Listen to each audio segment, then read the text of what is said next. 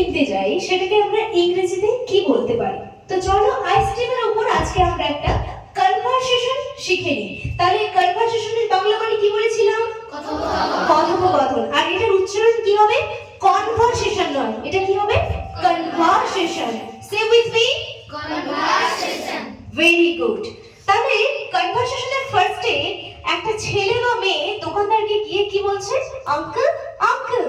প্রথমটা আমরা আঙ্কেল বলে ডাকলাম, শুনতে পাইনি, আঙ্কেল শুনতে পারেনি, তাই পরের বারে আরেকটু জোরে বললাম আঙ্কেল। তাহলে কিরকম বলবো? Uncle, uncle. কি বলবো?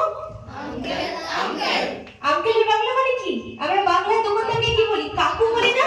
কাকু, ও কাকু, শুনতে পাইনি, ঠিক আছে? তাহলে ফার্স্টে কি বলবো? Uncle, uncle. তারপরে আমার শপকিপার বলছে, দোকানদার কি বলছে? ইয়েস, হ্যাঁ।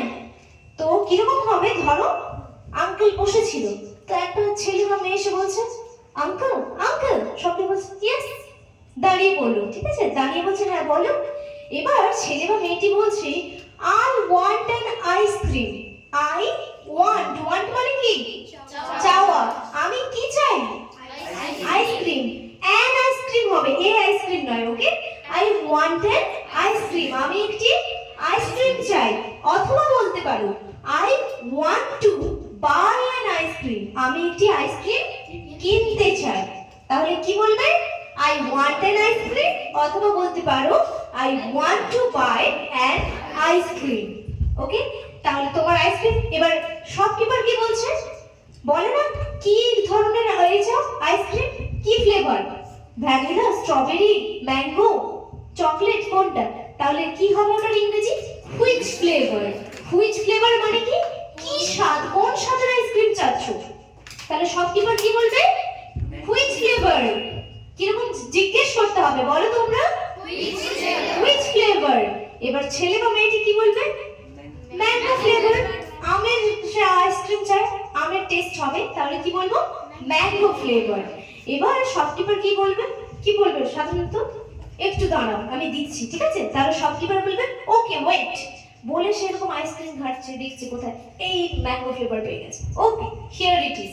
হিয়ার ইট ইজ মানে এই নাও, টেক ইট, ঠিক আছে? টেক ইটটাকে আমরা ভালো কথায় কি বলি? Here it is.